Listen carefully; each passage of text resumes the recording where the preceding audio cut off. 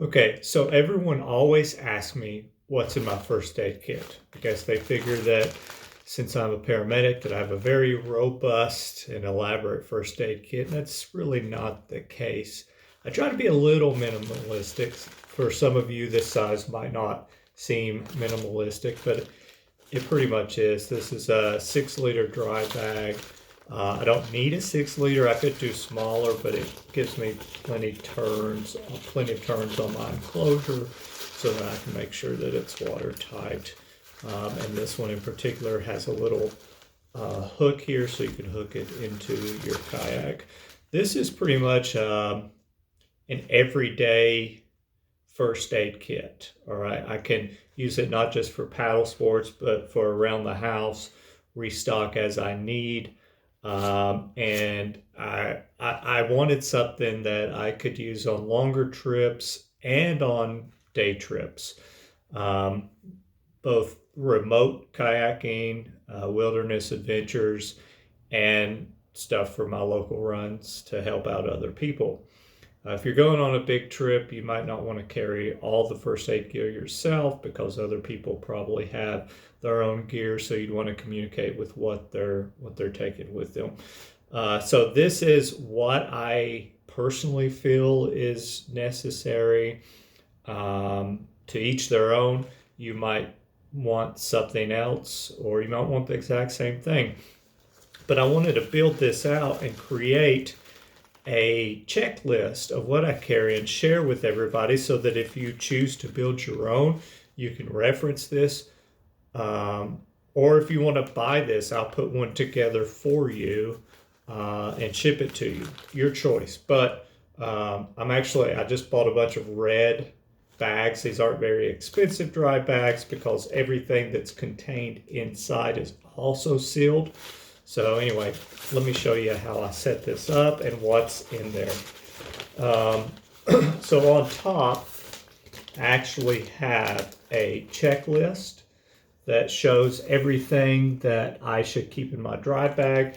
If not, I find that, I'm very unorganized and I'm not going to have stuff that I want to have if I don't have something like this.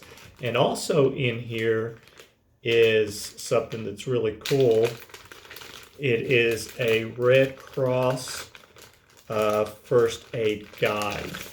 So Red Cross first aid guide. These aren't very expensive if you want to get it, but it's got, your bread and butter stuff, CPR, bleeding control, hypothermia, heat-related illness, even a tooth injury. So it's a really cool guide to have to keep with you. So that's what's on top.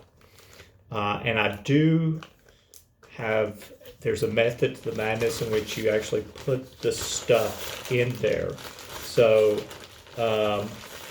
actually mine shifted around a little bit, but gloves, if I need to get to my gloves quickly. This also has a bunch of like hand sanitizer, basically infection control type things. So in here, and I'm going to actually go through my list, I have like gloves, hand sanitizer, alcohol preps. Alcohol preps are good for a number of things, not just, cleaning the arm before you start an IV. You can actually inhale an alcohol prep, and that will help with some nausea.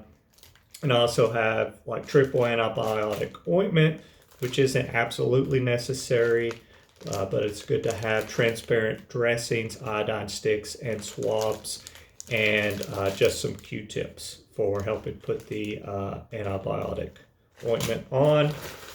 And then also up at the top, I keep my Cpr Face Shield here. I also have a 10cc syringe that helps me irrigate wounds. I have moleskin. You all know what moleskin is useful for.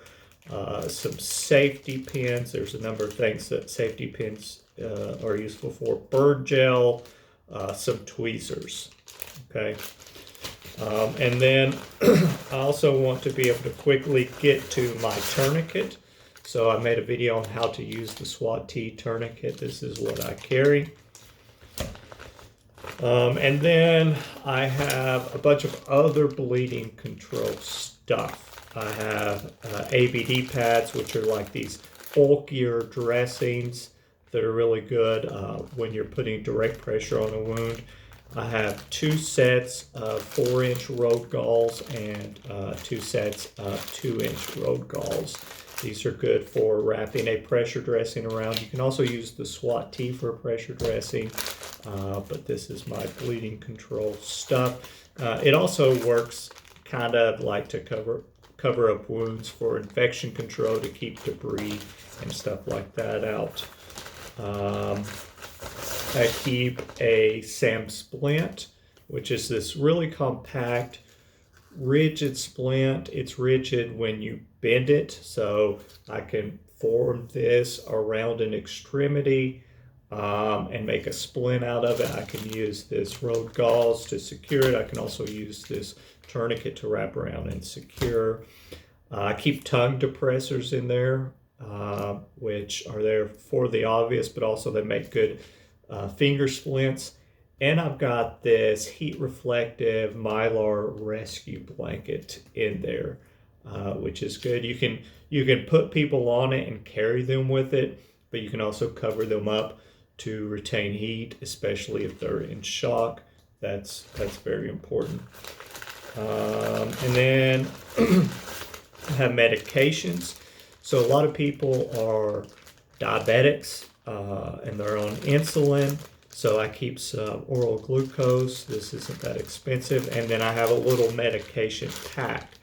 So I keep stuff for pain, nausea, upset stomach, and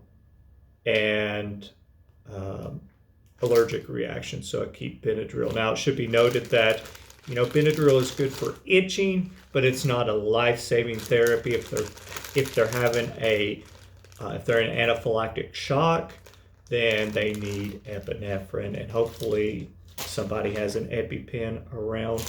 And I think that's all that's in there.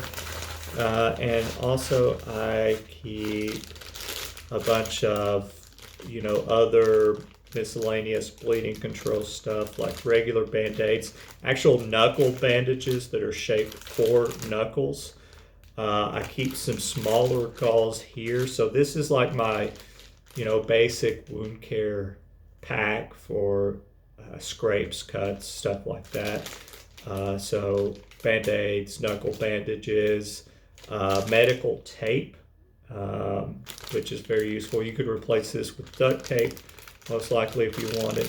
And there's also a hemostatic blood gauze in here. And the hemostatic blood gauze is, sure, you can put it on a wound, but it also works good for severe nosebleeds. You can pack that in the nose. And it's especially useful for scalp lacerations, because if somebody has a big scalp laceration, those are notoriously difficult to control. So I would use that on the scalp, followed by this road gauze, or you can even use this elastic tourniquet to wrap around the head this way or this way. And then dental floss. I made sure to get the one that doesn't have any flavoring. It's just your basic original Glide dental floss. You can use this for certain types of wounds. You can also use this to repair gear. So you can use it for fishing if you had to fish. But dental floss is very useful. Should be noted that this is not just a first aid kit. It's not meant to be a survival kit. Everyone likes to keep their own type of survival gear, and this isn't going to be on me if I get separated from my kayak most of the time.